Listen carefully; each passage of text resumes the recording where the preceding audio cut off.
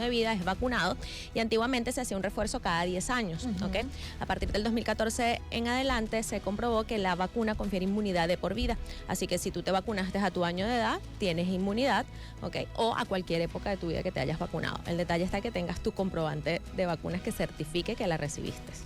Bien, la doctora en el audio también hablaba pues que tenemos casos al norte de Brasil, está muy cerca de Venezuela. Correcto. Tenemos casos también pues por Colombia, muy pegadito a Venezuela. Estamos hablando de los estados Táchira, Zulia, podrían ser los más de mayor riesgo o los llamados endémicos. También tenemos Bolívar y Amazonas. Correcto. Pero bueno, si nosotros nos vamos a la historia epidemiológica de la fiebre amarilla en Venezuela, esos son los estados que por excelencia siempre han sido nuestras áreas endémicas. Y sí, evidentemente colindan con estos otros países que actualmente son los que están como en alerta por estos brotes nuevos. Pero sí, esas son nuestras áreas más conocidas, que es lo que conocemos técnicamente como las áreas selváticas asociadas a los brotes de fiebre amarilla. Ahora bien, la fiebre amarilla viene por la picada de un zancudo que tiene la enfermedad. ¿Y cuáles serían los síntomas? Bueno, la fiebre amarilla es una enfermedad viral, para dejar un poquito claro a la audiencia, de un género que se denomina flavivirus, ¿ok? Muy similar al dengue en transmisión y incluso en género familiar similar. Se transmite a través de la picada de varias especies de zancudos, pero incluso el mismo Aedes aegypti, que es el que participa en la transmisión del dengue, también puede transmitir fiebre amarilla, que es una de las cosas que mantiene los brotes bastante quizás activos en determinados momentos, porque es un mosquito bastante común, por decirlo así. Ahora, ¿los síntomas? Los síntomas. Es una enfermedad principalmente, como les dije, viral, va a producir fiebre y que es intensa habitualmente, dolores musculares, dolores articulares, pero ¿cuál es la principal complicación en fiebre amarilla? La falla de órganos como el hígado y el riñón, ¿ok? Se conoce como una enfermedad hemorrágica, por lo tanto puede producir descenso bastante acentuado de las plaquetas, ascenso de lo que es el perfil hepático con falla hepática, y esto va a producir una serie de manifestaciones hemorrágicas, prolongación de los tiempos de coagulación, ¿ok? Y bueno, posteriormente puede producir falla renal, que es estas dos grandes complicaciones son las que generalmente conllevan al fallecimiento del paciente. ¿Qué hacer, doctora?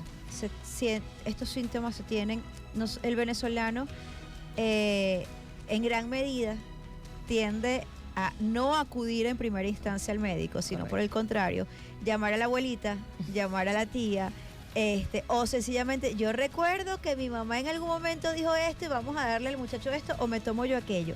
Y ya se acude al médico cuando ha pasado 2, 3, 4 días de fiebre, y en ese tiempo pues podría ser mortal en caso de que sea fiebre amarilla. Sí, siempre se recomienda que, bueno, las primeras 48 horas de la fiebre vigilar. Luego, si ya la fiebre persiste más de 72 horas o supera o alcanza esas 72 horas, sí ya consultar al médico, realizar los exámenes de laboratorio, porque entonces tenemos que vigilar cómo van esas plaquetas, hacer perfil hepático, porque muchos virus van a tener toque hepático más severo en fiebre amarilla, ¿ok? Pero sí, si ya el paciente ve que llegó a las 72 horas y persiste febril, el malestar no mejora, tiene que consultar. En esas primeras 48-72 horas, solo acetaminofén, porque como hicimos hincapié, no es solo fiebre amarilla, también hay otra cantidad de procesos virales que igual solo van a mejorar o solo deben mantenerse con tratamiento con acetaminofén o paracetamol, como lo podemos conocer también. Claro, porque se puede complicar si se da, por ejemplo, una aspirina. Correcto, porque si tenemos descenso de las plaquetas y doy aspirinas o doy otros medicamentos que también puedan interferir con la producción de plaquetas, va a empeorar la severidad del cuadro. Pero es que no tengo recursos. Ni antibióticos tampoco. Ajá, antibióticos. Ahí está. Yo tengo la otra vez me mandaron esto y aquí me quedó un poquito. Vamos a aprovechar y a tomar eso. Como yo tengo fiebre, eso seguro es una bacteria y se me quita con este antibiótico. Entonces, no, en las primeras 48-72 horas no medicar con otros analgésicos diferentes a paracetamol o acetaminofén, y no medicar, por supuesto, con antibióticos. Bien, doctora, estamos, si usted recién está acompañándonos en esta cita de éxitos, conversando con la doctora Andrea de Freites, pues a propósito precisamente de no generar alarma ni tampoco preocupar, porque esa no es la idea, pero sí es fundamental y necesario poder informar a la colectividad de qué puede hacer, que sepan qué ocurre, qué pasa. Y hablando del que se sepa y todo, yo recuerdo como periodista, en mi época de reportera de calle, yo acudía a, por ejemplo, la oficina de prensa en Corpo Salud acá en el estado de Aragua, y para nosotros había un área en donde nos informaban y nos daban las cifras de los casos de dengue, de malaria, de sarampión, de lo que fuera. Todas esas cifras se tenían. Hoy en día, pues, es prácticamente imposible para nosotros obtener esta información, pero desde el punto de vista médico, para la Organización Mundial de la Salud, tengo entendido, y corríjame si me equivoco, que desde el año 2021 aproximadamente no se tienen las cifras oficiales. No le quiero preguntar cifras porque tampoco la voy a comprometer, pero ¿cómo hacemos?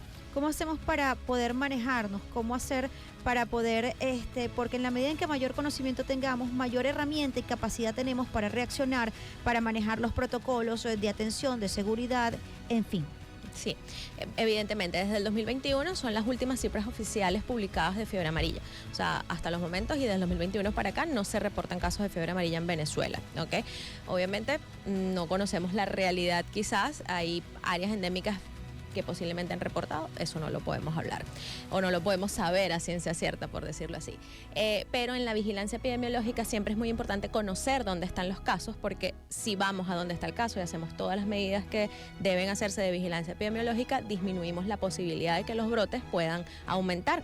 Y precisamente no es crear alerta, como tú bien lo decías, la alerta epidemiológica, entre comillas, de la Organización Mundial de la Salud es para que estos países que están teniendo este aumento de casos considerable con respecto a las mismas semanas epidemiológicas del 2024, tomen las medidas. Vamos a buscar los casos, vamos a buscar dónde están, vamos a hacer el cerco epidemiológico y vamos a vacunar, ¿ok? Porque una cosa muy importante que hay que tener con fiebre amarilla presente, produce una letalidad, es decir, una mortalidad que puede ir desde el 30 hasta el 60% de los casos que se dan, y es una mortalidad elevada, claro. ¿ok? Entonces, estos casos que han reportado en las Américas ahorita, en Bolivia, Colombia y Brasil, los pacientes que han fallecido en su mayoría son pacientes que desconocen o que reportaron no haber sido vacunados contra fiebre amarilla, ¿ok? Entonces la vacuna nos va a proteger, nos va a dar ese efecto de, mira, menor probabilidad de que te infectes, pero sobre todo menor probabilidad de que fallezcas por complicaciones de la infección. Entonces esa es la importancia que hay que tener ahorita.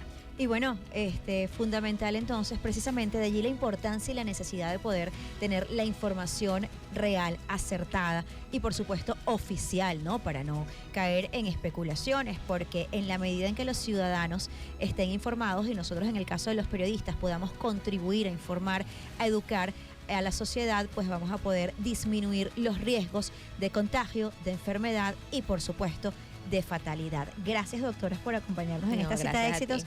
Son las 9:57 de la mañana. Usted recuerde que esta y otras entrevistas las puede disfrutar a través de Mundo UR Regiones, nuestro canal de YouTube, y que nos puede acompañar también a través de nuestras redes sociales @éxitos931, mi cuenta personal @borolaki.